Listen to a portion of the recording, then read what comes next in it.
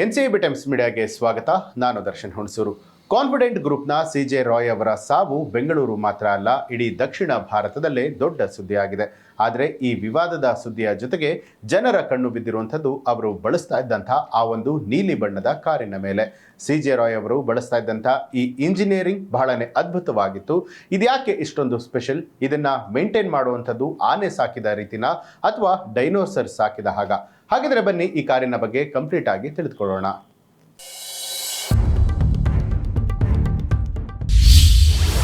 ಇದು ಕಾರಲ್ಲ, ರಸ್ತೆಯಲ್ಲಿ ಓಡಾಡೋ ರಾಕ್ಷಸ.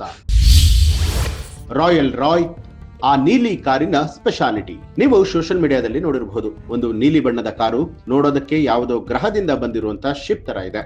ಅದೇ ಬುಗಾಡಿ ವೆರಾನ್. ವೀಕ್ಷಕರೇ, ಇದನ್ನ ಬರೀ ಕಾರು ಅಂತ ಹೇಳಿ ಕರೆಯೋದಕ್ಕೆ ಅಪರಾಧ ಆಗುತ್ತೆ. ಯಾಕಂದ್ರೆ ಇದರ ಒಂದೊಂದು ಟೈರ್ಗಳ ಬೆಲೆ ಎಷ್ಟಿದೆ ಗೊತ್ತಾ? ಒಂದು ಹೊಸ ಲಕ್ಸುರಿ ಕಾರನ್ನೇ ತೆಗೆದುಕೊಳ್ಳಬಹುದು. ಇದರ ಮೈಲೇಜ್ ಕೇಳಿದ್ರೆ ಎದೆ ಜಲ್ಲನ್ನುತ್ತೆ. ಟಾಪ್ ಸ್ಪೀಡ್ ಅಲ್ಲಿ ಹೋದ್ರೆ ಕೇವಲ 12 ನಿಮಿಷದಲ್ಲೇ ಪೆಟ್ರೋಲ್ ಟ್ಯಾಂಕ್ ಖಾಲಿ ಮಾಡುತ್ತೆ ಈ ಒಂದು ರಾಕ್ಷಸ.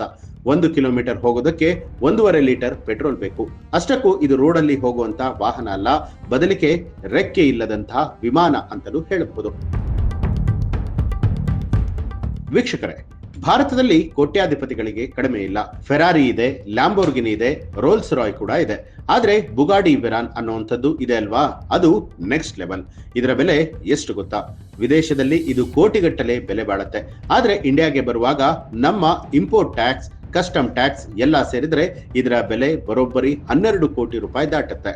ಹೌದು, ಕೆಲವೊಂದು ಮಾಡೆಲ್ಗಳ ಮೇಲೆ 16ರಿಂದ 17 ಕೋಟಿ ರೂಪಾಯಿವರೆಗೂ ಕೂಡ ಹೋಗಬಹುದು.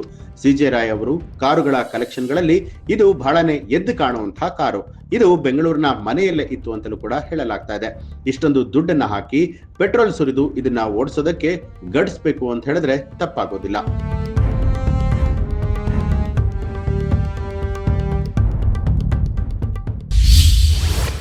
ಈ ಕಾರಿನಲ್ಲಿದೆ ಬರೋಬ್ಬರಿ 16 ಸಿಲಿಂಡರ್. ಹಾಗಾದ್ರೆ ಅಂತದ್ದು ಏನಿದೆ ಇದರಲ್ಲಿ? 12 ಕೋಟಿ ಯಾಕಿದಕ್ಕೆ? ಬನ್ನಿ ಇದರ ಬಗ್ಗೆ ಒಂದೊಂದೇ ಪಾರ್ಟ್ಗಳ ಬಗ್ಗೆ ನೋಡ್ತಾ ಹೋಗೋಣ. ಮೊದಲನೇದಾಗಿ ಈ ಕಾರಿನ ಇಂಜಿನ್. ಸಾಮಾನ್ಯವಾಗಿ ನಮ್ಮ ಕಡೆ ಓಡಾಡುವಂತಹ ಮಾರುತಿ ಸ್ವಿಫ್ಟ್, ಆಲ್ಟೋ ಕಾರುಗಳಲ್ಲಿ 3 ಅಥವಾ 4 ಸಿಲಿಂಡರ್ಗಳು ಇರುತ್ತೆ.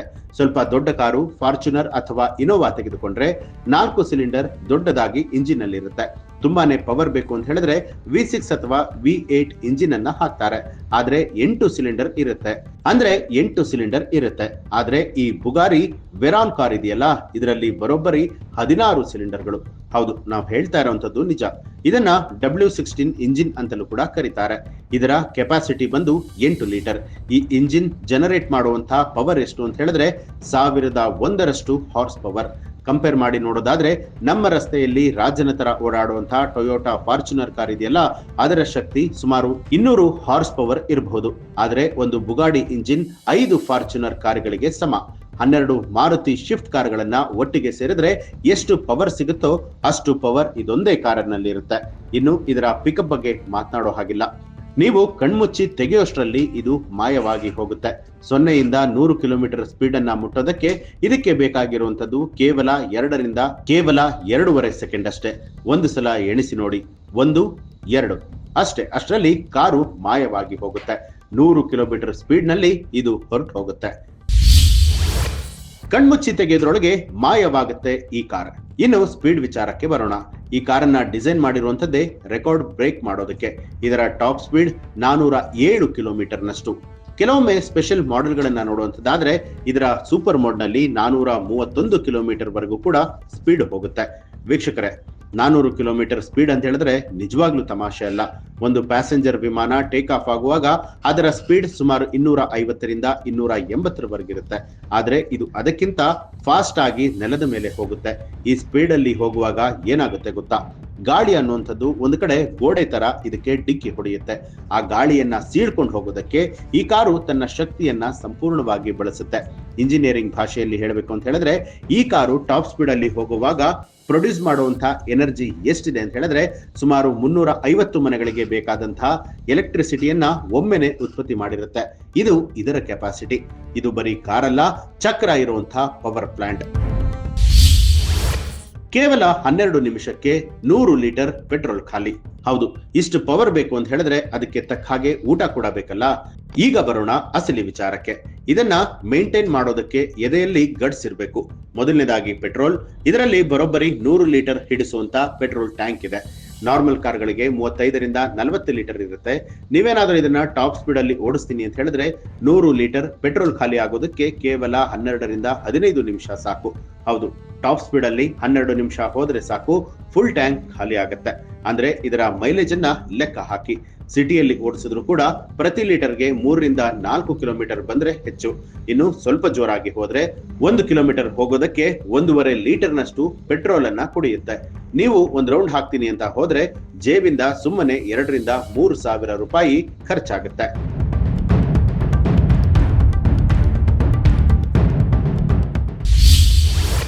ಟೈರ್ ರೇಟ್ ಬರೋಬ್ಬರಿ 38 ಲಕ್ಷ ರೂಪಾಯಿ. ಪೆಟ್ರೋಲ್ ನ ಕತೆ ಒಂದು ಕಡೆ ಬಿಡಿ, ಅದು ಚಿಲ್ಲರೆ ಅನ್ಸುತ್ತೆ. ಆದ್ರೆ ಇದರ ಟೈರ್ ರೇಟ್ ಅನ್ನ ಕೇಳಿದ್ರೆ ಶಾಕ್ ಆಗ್ತೀರಾ. ಈ ಕಾರಿಗೆ ಹಾಕುವಂತ ಟೈರ್ ನಾರ್ಮಲ್ ಅಲ್ಲ. ಮಿಷನರಿ ಕಂಪನಿಗಳು ವಿಶೇಷವಾಗಿ ಈ ಕಾರಿಗೆ ತಯಾರಿಸಿರುವಂತಹ ಟೈರ್ ಇದು.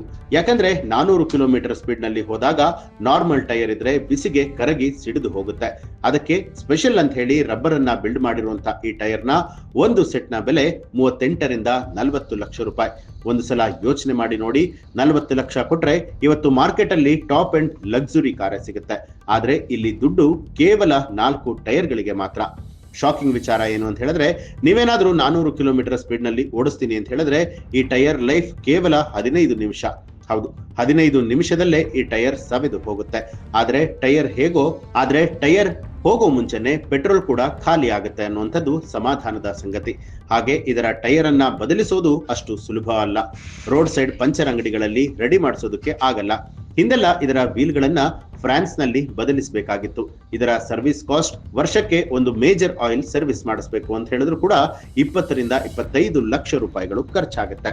ಇನ್ನು ಇಷ್ಟೆಲ್ಲ ಪವರ್, ಇಷ್ಟೆಲ್ಲ ಸ್ಪೀಡ್ ಅಂದ್ಮೇಲೆ ಬೆಂಕಿ ತರ ಹೀಟ್ ಕೂಡ ಇರುತ್ತಲ್ಲ, ಆ ಹೀಟ್ ಅನ್ನ ಕಂಟ್ರೋಲ್ ಮಾಡೋದಕ್ಕೆ ಸಾಮಾನ್ಯ ಕಾರಲ್ಲಿ ಒಂದು ರೇಡಿಯೇಟರ್ ಇರುತ್ತೆ. ಆದ್ರೆ ಈ ಬುಗಾಡಿಯಲ್ಲಿ ಬರೋಬ್ಬರಿ 10 ರೇಡಿಯೇಟರ್ಗಳಿದೆ. ಇಂಜಿನ್ ಆಯಿಲ್ ತಣಿಸೋದಕ್ಕೆ 3, ಇಂಜಿನ್ ಕೂಲಿಂಗ್ಗೆ 3, ಎಸಿಗೆ 1, ಹೀಗೆ ಪ್ರತಿಯೊಂದು ಸಪರೇಟ್ ಕೂಲಿಂಗ್ ಸಿಸ್ಟಮ್ ಇದೆ.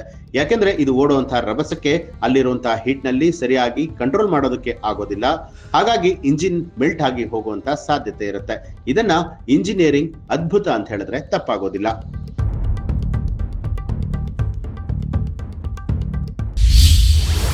ಸ್ಪೀಡ್ ಅನ್ಲಾಕ್ ಮಾಡೋದಕ್ಕೆ ಬೇಕು ಸೀಕ್ರೆಟ್ 2ನೇ ಕೀ. ಇನ್ನು ಈ ಕಾರಲ್ಲಿ ಇರುವಂತಹ ಇನ್ನೊಂದು ಇಂಟ್ರೆಸ್ಟಿಂಗ್ ವಿಚಾರ ಏನು ಅಂತ ಹೇಳಿದ್ರೆ ಅದು ಸ್ಪೀಡ್ ಕೀ. ನಾರ್ಮಲ್ ಆಗಿ ನೀವು ಕಾರನ್ನ ಸ್ಟಾರ್ಟ್ ಮಾಡಿದ್ರೆ 375 ಕಿಲೋಮೀಟರ್ ಗಿಂತ ವೇಗವಾಗಿ ಹೋಗಲ್ಲ.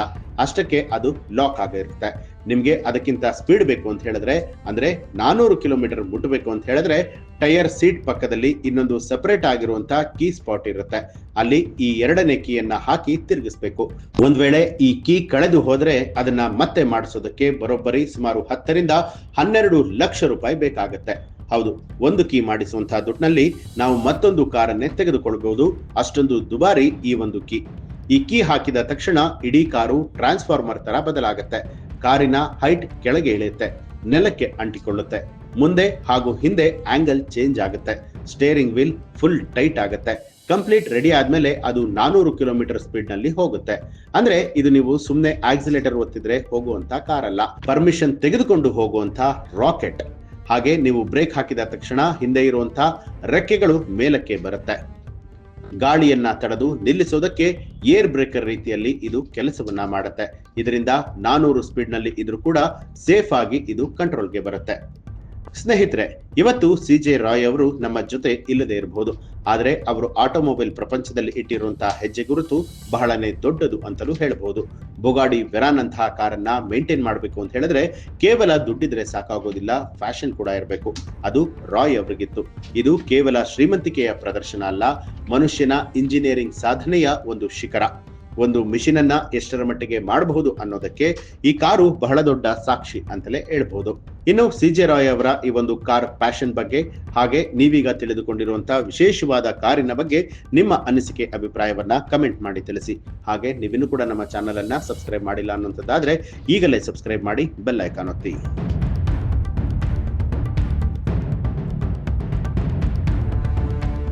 ಈ ಒಂದು ಮಾಹಿತಿಗೆ ಸಂಬಂಧಪಟ್ಟ ಹಾಗೆ ನಿಮ್ಮ ಅನಿಸಿಕೆ ಅಭಿಪ್ರಾಯವನ್ನ ಕಮೆಂಟ್ ಮಾಡಿ ತಿಳಿಸಿ. ಹಾಗೆ ನೀವಿನ್ನೂ ಕೂಡ ನಮ್ಮ ಚಾನಲ್ ಅನ್ನ ಸಬ್ಸ್ಕ್ರೈಬ್ ಮಾಡಿಲ್ಲ ಅನ್ನುವಂಥದ್ದಾದ್ರೆ ಈಗಲೇ ಸಬ್ಸ್ಕ್ರೈಬ್ ಮಾಡಿ, ಬೆಲ್ ಐಕಾನ್ ಒತ್ತಿ.